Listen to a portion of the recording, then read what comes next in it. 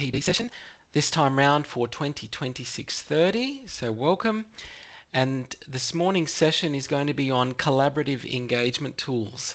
Specifically, we're going to be looking at Padlet, Zoom Whiteboards and Zoom Docs.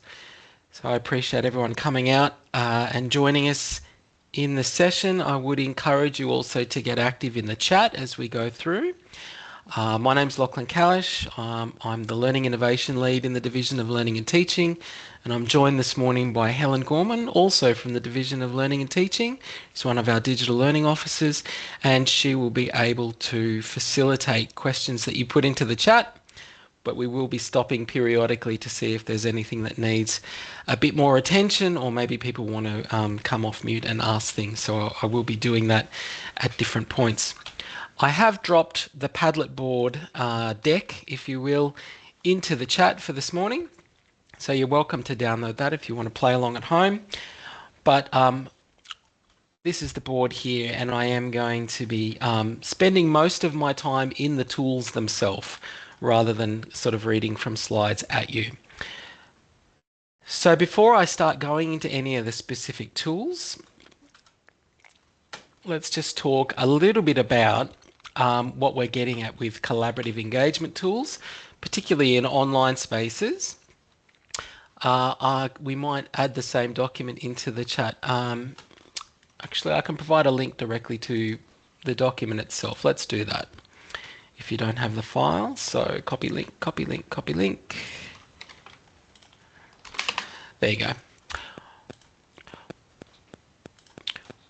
All right, so look, when we talk about collaborative engagement tools, we're talking about the ability for students to have peer-to-peer engagement and also obviously teacher-student engagement.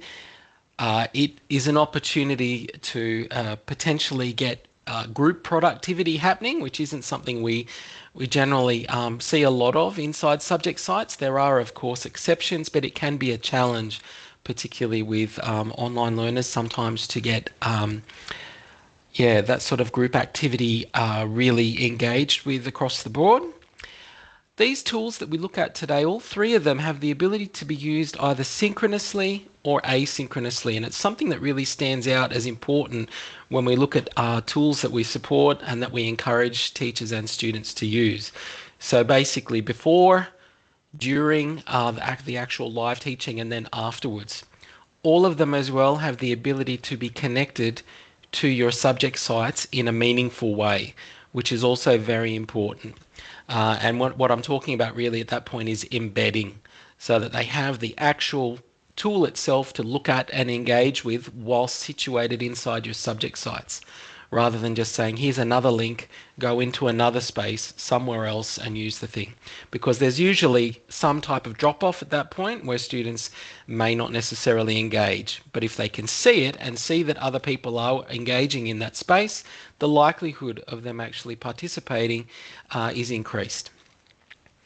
They can be used for a variety of purposes. I've listed a couple there, things like brainstorming, mind mapping, etc. I'm not going to certainly tell you about all those other ways that you might be using your collaborative tools, because teachers generally have far better ideas about what they want to do with their cohort than what I can give you. But those are a couple to start. And potentially, particularly in sites that are very text heavy, if you will, or their content is predominantly in one or two formats, maybe text and images, these type of tools give us an opportunity to diversify how we present the content. And I'll show you a couple of examples today which really are quite astounding in how much they've utilized these other tools so that they have multimodality in their subject sites. So that means things like interactive activities, different ways of presenting video, image, the use of things like AI tools, etc., to enhance what could be a fairly static learning experience for students. So there are a whole variety of reasons, but really, as I said, I want to spend most of my time today looking at the tools so that you can get started with them yourself. So the first one that we're going to get into, actually, let me get my disclaimer out of the way. Someone always asks me, why don't we talk about Miro in these sessions? The answer is fairly simple from my point of view, and that's it's not straightforward for students to get access to Miro, and there's no guarantee that all of your students will have that access to participate. So whilst it's a very powerful tool, it's quite comprehensive, and what you can do with it is quite amazing in that sort of productivity, projecty sort of space. It isn't straightforward for students to get access to it or for you to be guaranteed that all of your students are using it at the same time. So that then creates an accessibility issue. So I have a problem with it. So at that point, I prefer to encourage tools that are supported and accessible to students without having to know that all of them have gone through some account creation process. So that's why we're pushing Zoom Whiteboards, Zoom Documents, and Padlet today, because students can engage with it directly on the spot. That's what it's all about. So it's not that I hate Miro, quite the opposite. I think it's very powerful, but I just think that in our learning and teaching contexts with our students, it's just not a given that they're going to be able to use it.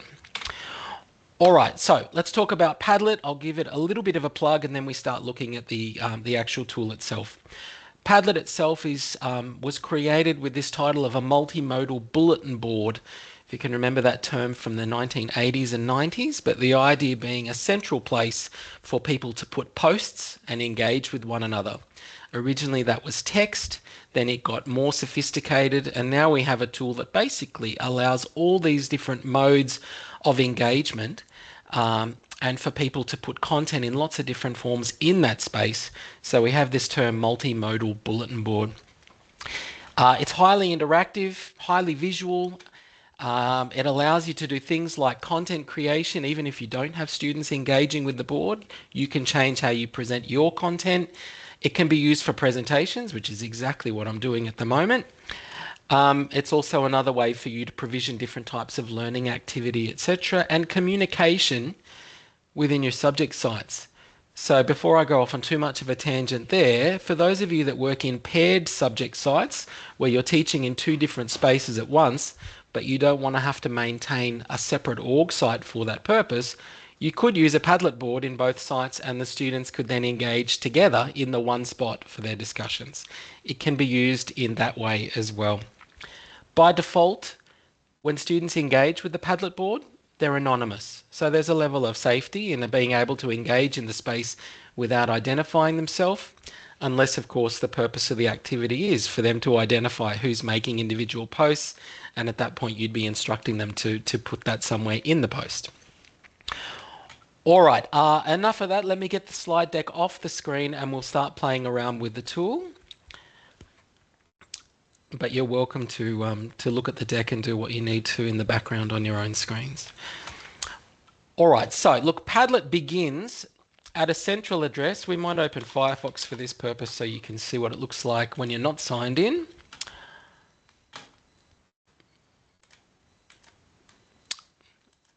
And we go to padlet.com. This is a recent change. The university used to have all of its Padlet accounts housed at an address that started with Charles Sturt Uni, but now it starts with just padlet.com. And then you'll be able to click on login and sign in with your Padlet username and password. If you don't have an account in Padlet, if you've never created one before, you need to log a Sherwell request and DIT will create that account for you. And on the slide deck that I've given you today, there are explicit instructions on how to access Padlet and get that account. And that tells you which options to select in the service request. It starts with Brightspace, Padlet, account creation, things like that. So it actually steps it out. So if you don't have one, submit that quickly and get one. And then you'll be able to sign into this space and start building in Padlet. It is a very, very easy tool to start doing that with. What will happen once you're in that space, you won't have a whole collection of other Padlets like I do to play with, but you will be able to make a brand new Padlet board from that spot. And I would suggest you probably want to start with a blank board in that space. I'm just going to point out a little bit in terms of the features when you create a new board, and this is going to be a very brief process. As soon as you've created that board, it is now live. So for example, if I was to take the hyperlink at the top of the page here and drop it into the chat, any of you that wanted to could actually start clicking on the plus down the bottom and adding things to the Padlet board, and I would have no issue with you doing that. Simply, that's the whole point really for students, is that it's very easy to engage in this space. Whilst that may or may not be happening, I'll talk a little bit about the features here on the right. You give it a title, amazing new Padlet thing, whatever it's going to be. You can then choose one of these different formats for how you want the post and the board to be set out. So one of the standard ones that we get in this space is a wall, at which point you'll find that people add posts to the board. There's a post, we give it a title, potentially you put some text into the body, and then you choose one of the types of multimodality that I talked about that you want to add to this space. There are a couple of more common ones, like adding a file, adding a link, adding an image, etc. But in fact, if you click on this plus 16 over here, this will give you some idea of all the different types of interactivity that you can put into a post within Padlet. So for example, I'll start with the obvious ones. Let's add a file. It's going to browse and say, what file? I'll say, oh, well, that'll do. That's a PowerPoint deck. It's going to add that onto my post. Wait for it to finish uploading. There it is. And if I was to hit publish, it gets added to the board. In this format, they start in the middle. And then as I add more posts, it'll get pushed over towards the top left corner. But any of the students coming into this space, pardon me, can then click on that tile and it will open the object. So think of Word, PowerPoint, PDF, Excel, etc., video files, audio files, and they will be able to play it on the spot from here, right? All from that post. So it's quite powerful in that sense. Anyone else coming in would then be able to click underneath and add comments. Underneath, you do have some control over the, I won't call it censorship, let's say the type of feedback that students can provide, particularly with the use of things like emojis. So I'll show you where those settings are in a moment, but already we've got multimedia content being added to the board, and the ability for students to weigh in on that space and comment on your posts, on other people's posts, etc. Other types of multimedia that we can get in here, if we have a look, we'll see that it has a video recorder and an audio recorder. So the video recorder is going to use my webcam, for example, and I'll be able to record myself and add it to the board. The audio recorder, for example, would pick up on my microphone. Yes, please use that one. And now it's picking up my voice. I can hit start and it will do a recording. I think this will go up to about 20 minutes, so it can be quite long. And then once I'm finished with the actual recording, at that point, I hit pause. I can listen to it and go, yeah, that's the one, or I can get rid of it. If I'm happy with it, let's assume that I am, I can hit save, and now we have audio content being added to my board, but I do need to publish. And then it's pushed that one across, and there's the audio for students to click on and listen to. Somewhat recently, Padlet also added a feature that allows you to provide an RSS link, like a podcast, to people if they want to subscribe to your board. So what that means is that they'll get a link, they can access it from their mobile device, and each time you add new content, like audio, to your board, the student will get sent an email notification and they can listen to it. So you can actually use this platform for podcasting, and you don't actually have to know anything about podcasting at that point. You just add posts to your Padlet board and the students will be notified along the way. So it's sort of cross-purposing at that point. Very powerful stuff. All right, one more. Let's have a look. Another type of content that we can get in here. It has a screen recorder built in. So if you've used Panopto or Screencast-O-Matic or any of those sorts of tools, it will allow you to capture what's happening on your screen along with your voice, and put that screencast in as a video on your Padlet board. It has a drawing tool, a bit gimmicky for my liking, but sure. We already looked at files. There are some AI tools embedded in Padlet as well that your students or yourself may find interesting. So there's an AI image creator, for example, where it wants you to provide a prompt of sorts. So if I said, Ooh, let's put something in here. Flustered PD guy with not enough coffee. And I said, give me something there. It then is searching, putting together some ideas for what that image might look like. And then it's going to allow me to make choices on which one of those in this space.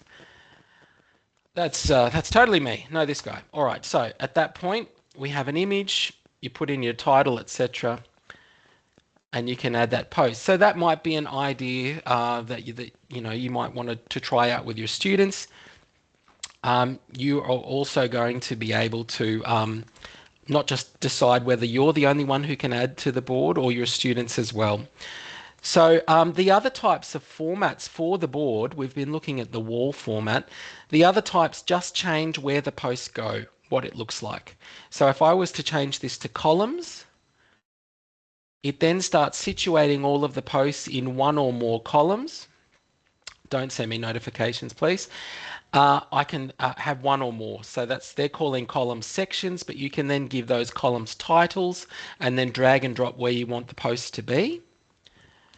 What click did I use to bring up the options? Well, if you're talking about the type of content in the post, Jacqueline, when you go to make the post, you'll see that you can choose some of these default ones here, or you click on this +16 option over here on the right, and that will show you all the different types of content you can add to the post. I think that's what you mean by options at that point. All right, the other formats that we have, I'll get you to play around with those if you want to use them. Grid really is just another type of wall. Freeform means you can lay those posts anywhere you like. If I said there, right, you get the idea. It's a canvas. Then we also have a new format called table, which allows you to set up rows for your posts and for student posts where they actually can see everything that's inside the post, the author, their comments, the feedback, as well as the assets that have been attached to it all in a row. And I'll show you a great example of that in a moment. There's a timeline, so you can situate times and dates and then put your posts one next to the other. This all depends on the type of activity or content you want to use it for. There's also a map. Well, the stream format is your social media format like Facebook and the others, right? One on top of the other, stream down the page, and then people can then scroll up and down to get through those. So that's quite popular as well for people that don't want to manage a whole canvas of Padlet boards. Right, so look, I'll leave it on stream for a moment and hit done. And now I want to have a look at some of the settings that control who can use this board. So I can open the settings cog over here on the right hand side, and you'll see that there are a number of tabs at the top. I'm sorry if these are too small, but that will allow you to configure every aspect of your board, right? So you've got your title. You can also put instructions underneath as a subheading, if you will. They call it a description. For me, if I use Padlet, I'm almost always putting in the instructions on what to do here. Click the plus to add your post, something simple. And then at that point, you'll see it appearing underneath. It just kind of removes that question on how do I add mine. You can add an icon. This is sort of gimmicky stuff, but you can choose from a massive library of icons, and that's gone in next to the title. Customize your wallpaper if you want something more arty, creative, etc. Maybe you're really into horses, so then you've got horses in the background. You can also upload your own wallpapers. Highly versatile. Customize the fonts a little bit. Decide whether you want your posts to be the normal width or you want them to be wider. You can do that as well.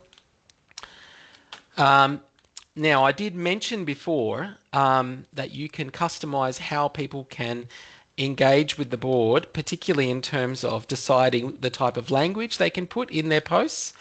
And I will find where that setting is. I've got comments turned on at the moment. If you wanted to actually change whether or not students can comment, you can in fact disable the comments area. That's up to you.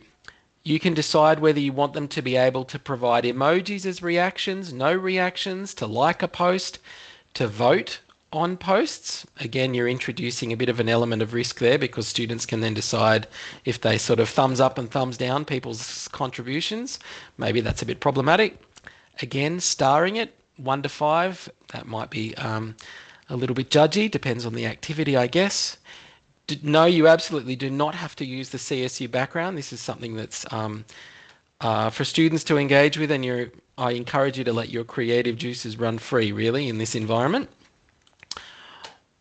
If we move down to moderation, it has an auto moderator on it, which is going to stop them from adding basically swear words in about, I think about 76 languages or so into the space, but you can in fact customize that a little bit.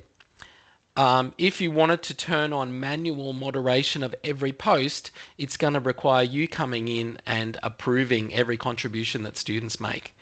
Maybe that's the purpose of the activity, I don't know. But by default, it will auto-moderate any images that are added to the post and any text that are added. So if they're considered problematic, it's going to block the post.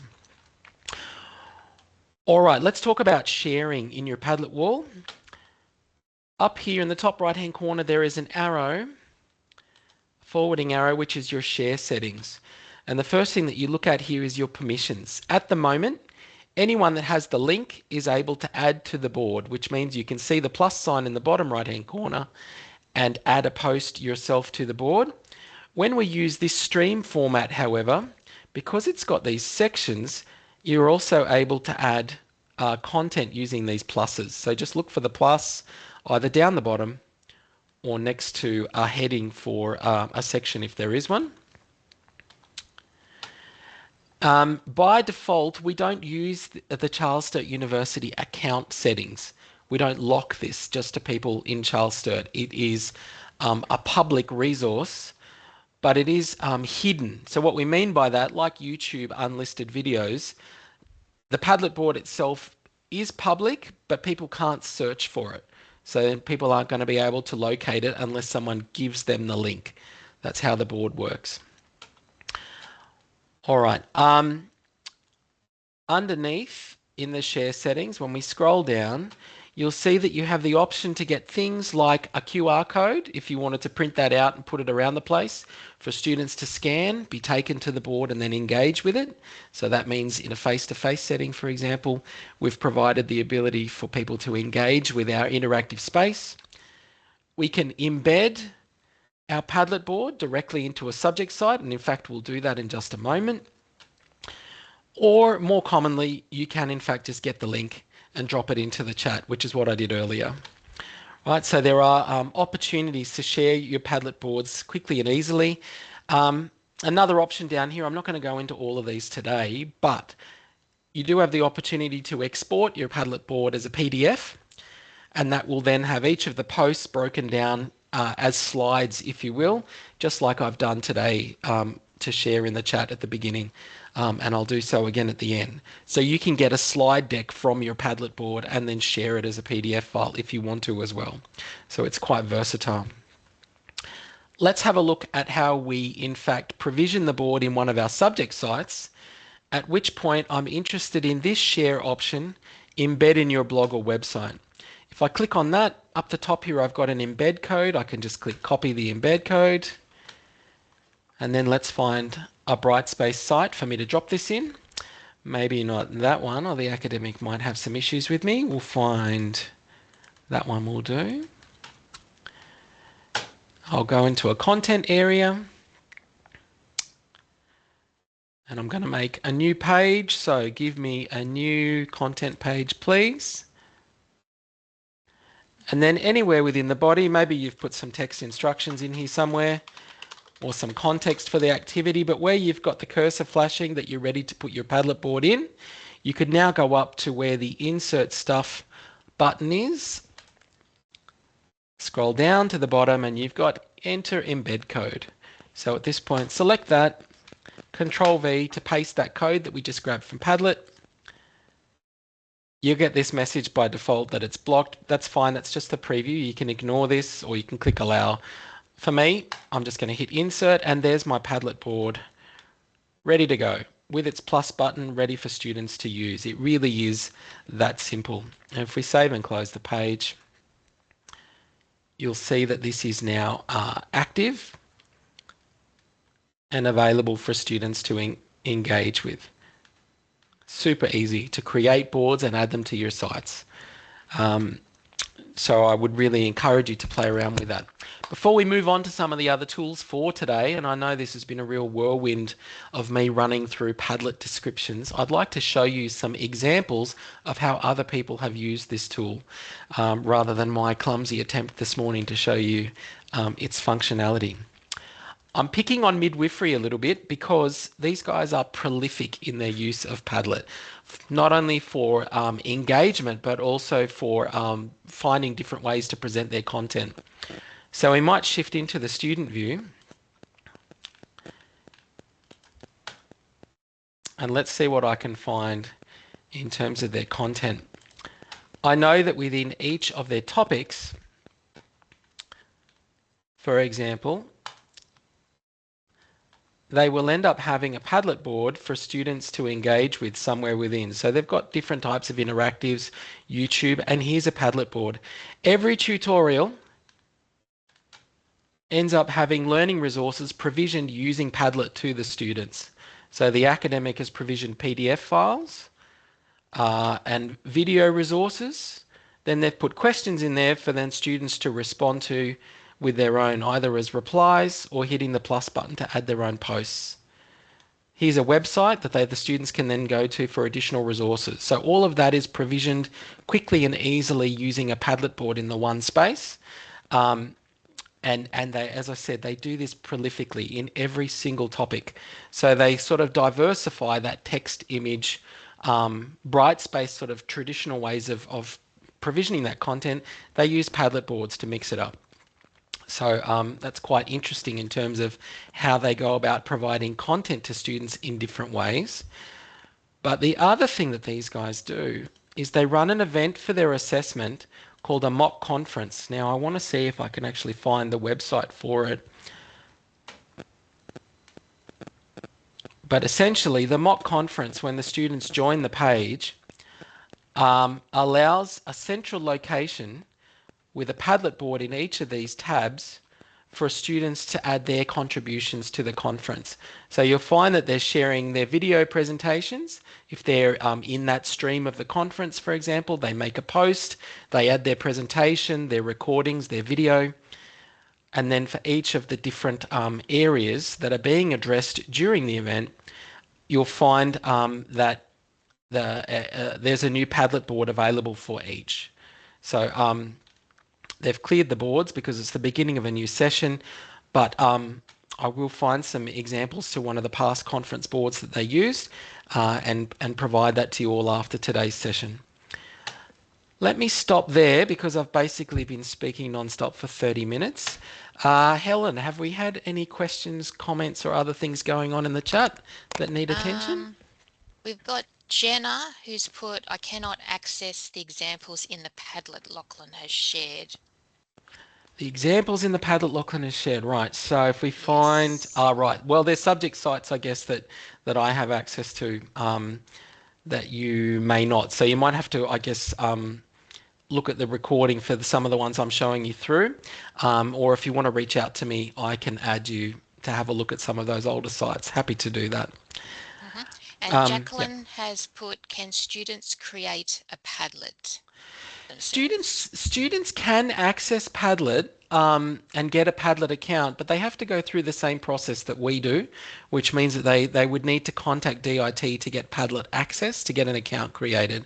So it's not that it's restricted from them, but they would all need to be requesting that type of account creation, and it's not really something that is advocated for either by DIT or us. So it's not prohibited, but like Miro, it's sort of there's no guarantee that they all have that access, I guess. So it would need to be quite carefully communicated that they needed to do that to be able to build in that space.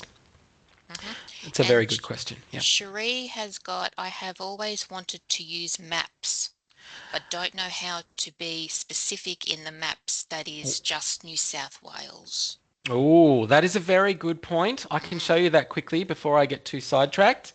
If I was to make a new Padlet board, give me the board, and the format that you've just mentioned is the map format. Let's choose it over here on the right.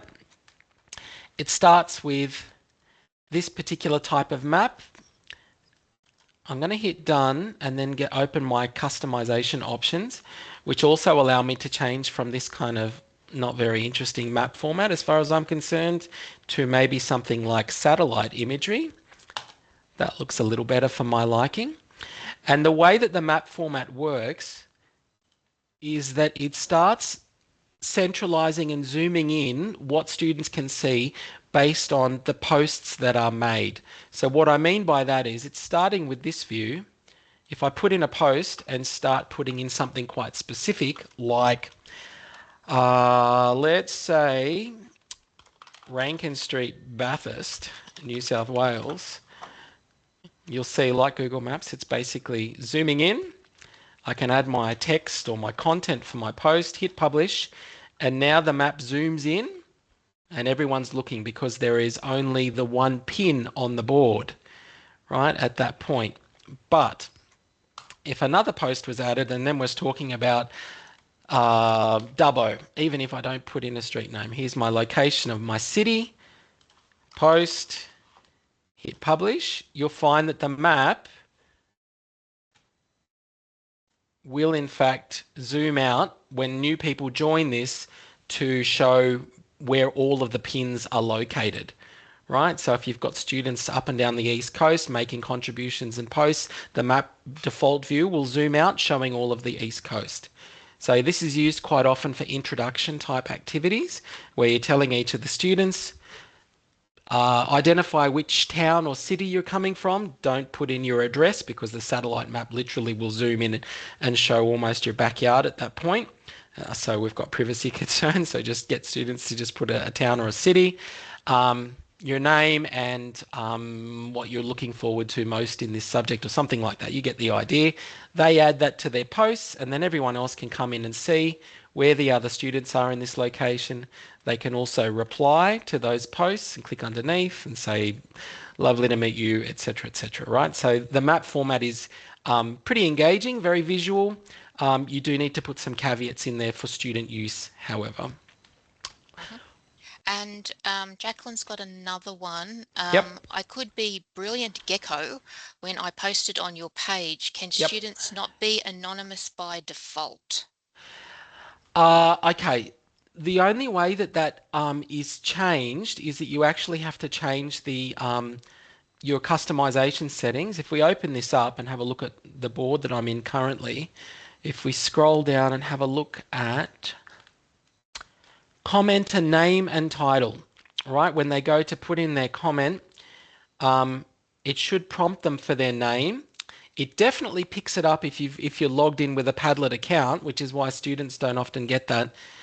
But I'm not sure if it will actually give them another field to put their name in. The workaround for this is usually you tell the students to start their post by putting their name in brackets. That way we can at least see who's making the comment and then what they have. Um, yeah, I'll have a look at the settings to see if there's another field where they can put that information, but usually this setting relies on them having a Padlet account to pick it up. Mhm. And we have another question. Can a new CSU Padlet account be linked to a previous existing personal account? Or can I transfer Padlets from my private account, the free option, to the CSU linked account once created by DIT?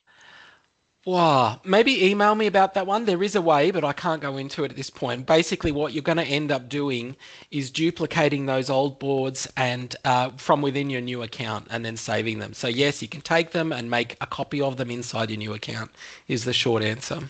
Hmm. And just Cherie, again about the maps. Can I create my own maps like Indigenous maps as the map background?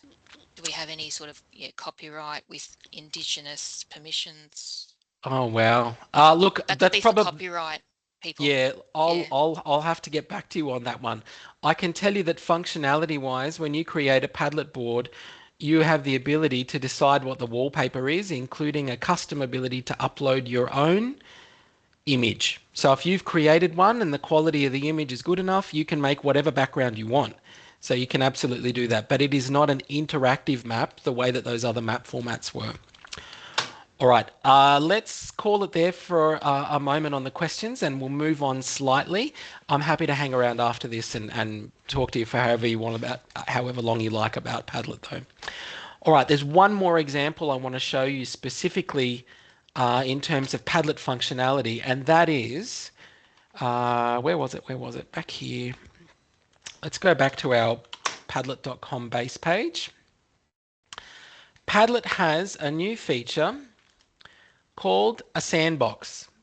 And a sandbox in Padlet is basically one or more canvases for you to create, I guess, your own creative projects for other people to then interact with. They can't add posts, that's a board, but in a sandbox, you can create an interactive environment with a whole bunch of different types of activity, etc., embedded within that. Now, I'm not going to run through it today, but I am going to show you an example of what that can look like. So let me find where I've captured that. I did have it in here and right across here. There's a storybook. All right, so what we can see here is the academic has created a series of 12 different canvases. So it progresses through with this intended sequence. And inside that, they've then embedded lots of different types of content, images, text, video, for example, audio. And then the audience is then able to move through that. There's some video added to that one. These ones have PDFs, documents, videos. See all the different types of interactivity built onto the one single canvas. It's quite amazing how much you can do in that one space and then make it into a layered sequenced activity. I'm looking at it from the create view or draw, but if we switch across to play, which is what people are going to get when you share the link, your audience then can move through, play the different objects if they need to, which I won't put us through at the moment, but there's Michelle speaking and introducing herself. And then they can walk through. Hopefully you're not hearing those transition sounds, which are very loud to my ears. But you'll see that that interactivity is built into the canvas. So if I want that document, for example, it will then open that up. And then your audience is then able to provide commentary, etc., on those as well. So I'm glad you can't hear it, Tegan. Trust me, it's, if you remember back to PowerPoint transitions from the 80s where they had gunshots and symbols and things going off, it's sort of like that. All right, so they've embedded Word documents, PDFs, videos, PowerPoints, a whole bunch of things into these different canvases, and it can then be presented yourself as a presentation, or you give it to the audience to then move through. So Sandbox is a whole new creative playground for you to organize content for students or just for yourself that I encourage you to have a play with. All right, let's move on. I know time always gets away from me when I start talking about Padlet. There's certainly more support information in the board itself. And I can see Emily's also sharing some examples about Sandbox use as well. Thank you very much. All right, Zoom whiteboards. Let's talk a little bit about them. If I minimize my screen, what I want to bring to your attention is the Zoom Workplace app. So what I'm getting at is the Zoom desktop app that you'll each have if you're on a CSU device. If you find the Zoom icon, the blue Zoom icon, and you open it up, you're going to get this Workplace app opening up. Hopefully that is familiar to each of you. If you can't see it on your own desktop or you're on your own personal device, then just type Zoom into your search bar and then open it up from there. But this is what will open. Hopefully you are logged in to your CSU Zoom account. You can click on your profile image up the top and just check csu.edu. Yep, CSU Zoom is signed in. Zoom has consolidated a lot of its engagement tools into this interface, into the workplace. So I'm not in a live meeting at the moment. I'm just looking at the tools I will have available to me in future live meetings. And added to that list now is the whiteboard tool. So I can see whiteboards is listed over here on the left hand side. Let me full screen this if that's hopefully going to make it a bit bigger. And if you can't see it in your list, because this is quite customizable, you might need to click on more and you'll find it in there. And the tool I'm going to talk about a bit later, Docs, is also in here as well. So all of these are accessed from the Zoom Workplace area. And this is an opportunity for me, if I click on Whiteboards, to either create a new whiteboard, or here's one that I made before. And this space can be shared in a Zoom meeting. I can open it live, or it can be shared before, during, after the Zoom meeting as well. So if I was to click on share at this point, it's giving me a few options, including an embed code, which I'll come back to. But at the moment, it's saying that anyone with the link, and what can they do with it? I'm going to say anyone with the link can edit. So in other words, add things to the whiteboard. Now I'm going to copy that link, drop it into the chat for all of you. And you now have access to an asynchronous whiteboard. So that means that you could come into this amazingly complex activity where I've said meal ideas for this week, breakfast, lunch and dinner. I can see people moving around in the space already, and I would expect that they would come over here on the left hand side and find maybe the sticky note tool, pick a color, add a post. So this might be something amazing like toast, and add my contribution to the whiteboard. Students could do exactly the same, and I can see all of you on the spot instantly able to engage with this whiteboard, and I don't even have to be in a Zoom meeting. I can certainly call it up and share it in the Zoom meeting itself, but it's not reliant on that. So this gives us a tool for teaching that we don't even have to be in a Zoom meeting for. So I'm a huge fan of the Zoom whiteboard. It's simple but very powerful in terms of how quickly and easily it can be engaged with. And you can see people are dropping in GIFs. You can drag and drop images. You can add files to the whiteboard. If I was to pick something on my desktop like, let's see, I'm sure I've got plenty of generic PDFs. There we go, an order form.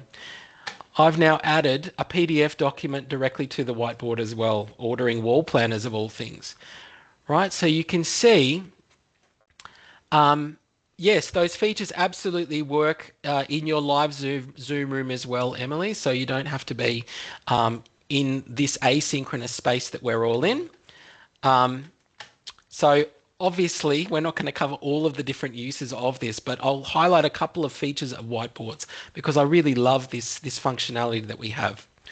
Right, use your mouse wheel to zoom in and out if you like. There are also buttons for zooming around the place. What else can we do in this space? Up at the top, you can see we have a page option.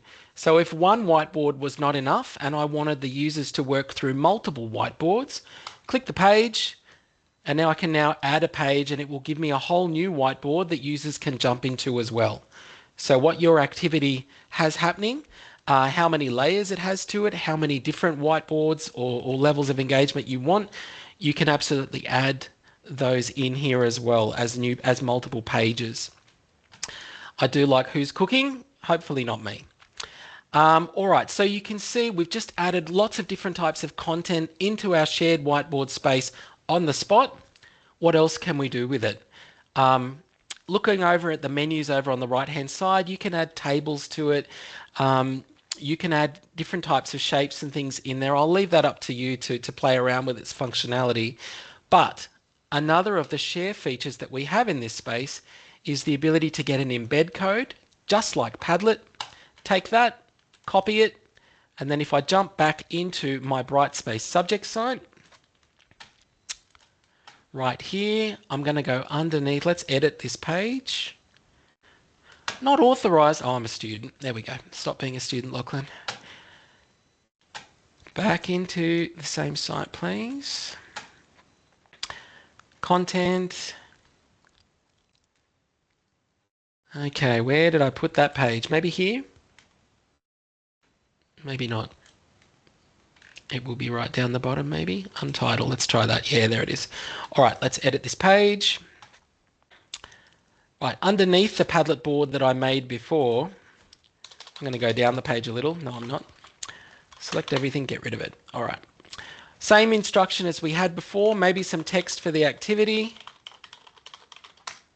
And then when I'm ready to put my whiteboard in here, I go up to insert stuff. So hit that icon, scroll to the bottom, enter the embed code, and then Control V to paste that embed code I got from the whiteboard tool. And there it is. It's now loading the whiteboard in the background, and I can hit, apparently I have a security code. Well, let's put that in, FFWB2, fantastic. Insert, save and close.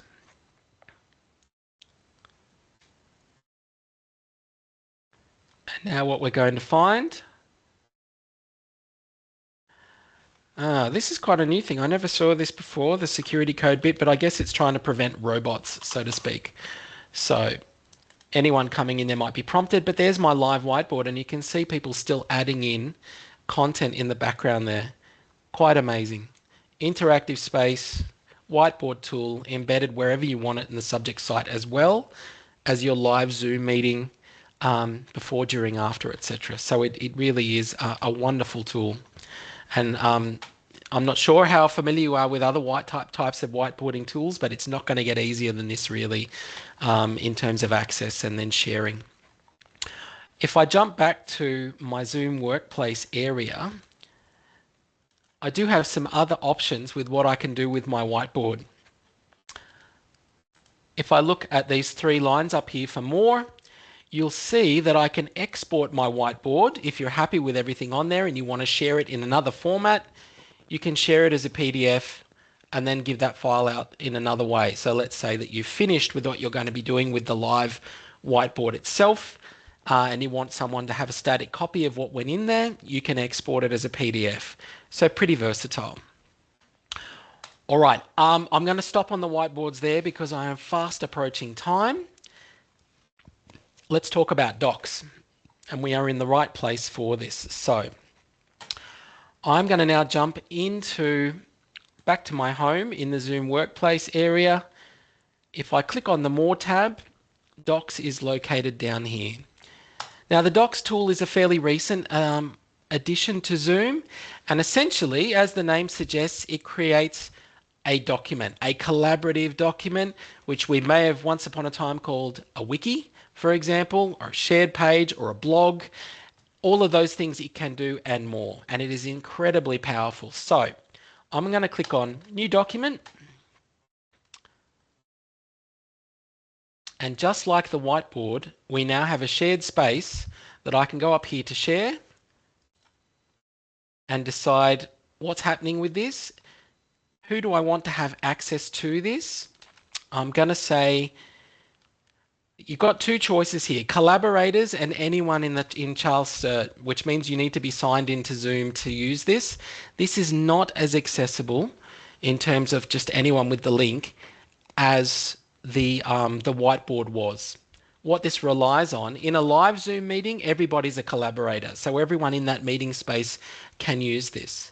But outside of that, they need to be signed into their Charles Sturt login for Zoom, which our students can do and which our academics can do. So I'm going to choose anyone in the Charles Sturt University. I'm going to change this to can edit, which means they can add to the doc. And I'm going to copy the link, drop it in the chat. Right, so same process. I can now provide access to our shared document before, during, and after a live Zoom meeting. You don't even have to use it in the live meeting if you don't want to.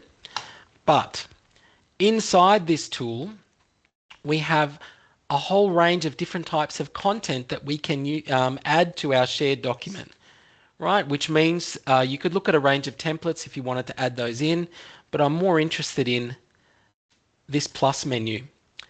So you'll see hyperlinks. I can embed code into the page if I wanted to, not just text, but then if we go down the list, I can add things like a to-do list.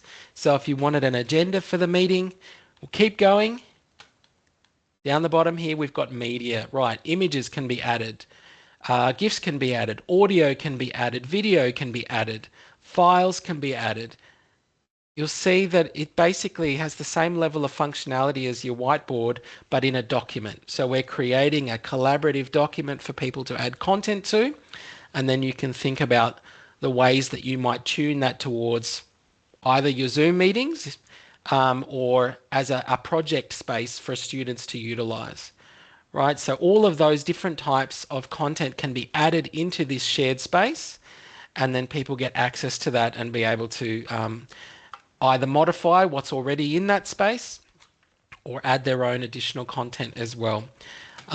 It is very powerful. I don't have time really to play around with it too much today, but you've got access to it. I can see a whole bunch of people up the top here have logged in and signed into Zoom to be able to add to this board as well. And so you can see they can modify it at the same time. In a live Zoom meeting, this is the last thing I'm going to show you about the Zoom tools. How do we bring this content into our live meeting? We've been creating it, and you can create as many of those as you like. You can also create multiple pages or layers to your Zoom doc, like the whiteboards. So if you want them to move through different kind of chapters or stages of the activity, you just add another page up the top. Let's open an actual live Zoom meeting so you can see what it's like to bring that in. If I go back to Zoom and launch a new meeting in Zoom, that'll do. Don't worry about video and audio, just start the meeting. Okay, it's on that screen. We'll bring it across. Here's our lovely Zoom interface, which I'm sure you're all familiar with. At this point, if we go down the bottom to our taskbar, you're going to find those tools here underneath More, and you'll see Whiteboards.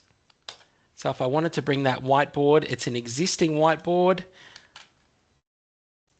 It's going to bring up that screen that allows me to choose which one of the whiteboards I want to bring into this space. And here's the one that people were adding to on the 19th of February.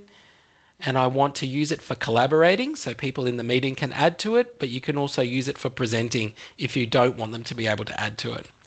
Click Open, and here's the whiteboard. This is now being shared in the Zoom meeting live, and the students in the meeting have access to it to contribute to it on the spot, right? So it's that easy to launch your whiteboard that maybe they've been contributing to before or after in a live meeting. And if I want to do it next week, next month, next year, it's there waiting for me to use again and again and again if you want to.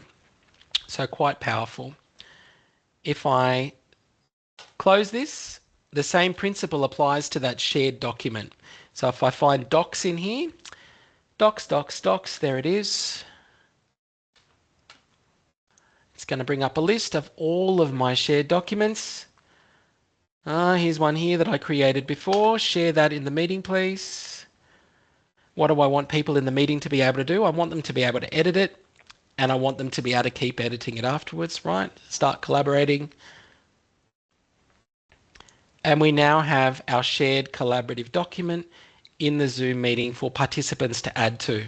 And I have in fact listed a whole bunch of different functions that you can do in this space as well. So you can create dynamic documents, co-edit, it integrates with Zoom meetings, etc. So anyway, there's a list of those down here. In case you're curious, I'll drop them into the chat. There is a video all about Zoom documents which I've added to the Padlet board, and you can watch that. It's just a YouTube clip from the vendor which will show you in more detail some of that functionality. But what you've seen me do right there in a live meeting, before a meeting, outside a meeting, is very quickly and easily share these collaborative engagement tools with students, with other users quickly and easily. So Padlet, Zoom Docs and Zoom Whiteboards, three of my favourites at the moment for this type of purpose. And I hope you have plenty of time to play around with those and decide how you would like to best use them. All right, I'm going to stop there. Helen, how have we gone? I've kind of missed questions for a little while. We've got Ashley, any resources you can suggest for further learning about Zoom features? I'm looking for some info on how to create groups within my tutorials.